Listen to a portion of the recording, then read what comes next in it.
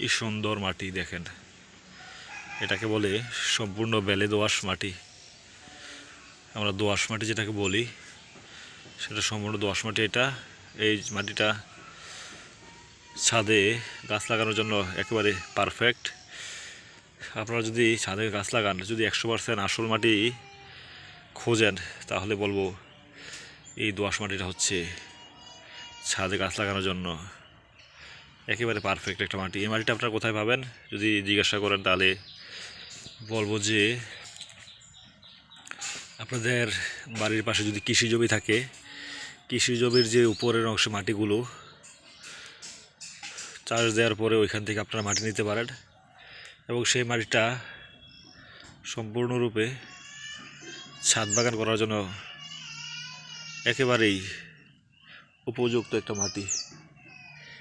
আমি সেখান থেকে মাটিটা সংগ্রহ করছি, যদিও মাটির প্রস্তুতের কাজ এখনও বাকি আছে। এটার সাথে আমি আরও এমনিতে দেখেন মাটিটা কত সুন্দর।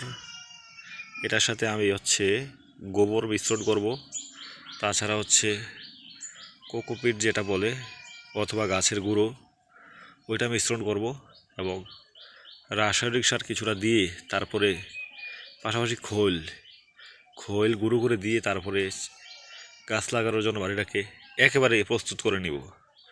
তো আপনাদের সাথে শেয়ার করলাম ভিডিওটা।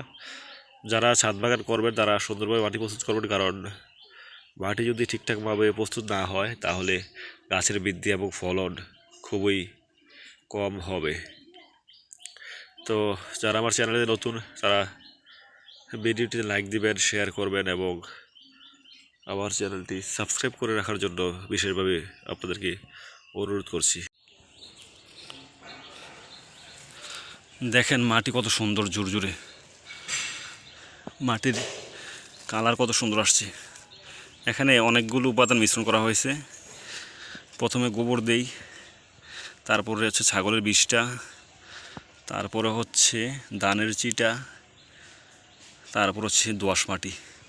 যে মাটিটা সাধারণত ধানের জমির উপরের অংশ যেটা আছে, চাষ দেওয়ার পর যেই মাটিটা একদম ঝুরঝুরে থাকে, ওই মাটিটা সংগ্রহ করি মাঠ থেকে এবং এই সবগুলো উপাদান মিশ্রণ করেই এই আদর্শ মাটি তৈরি করছি ছাদ বাগানের জন্য।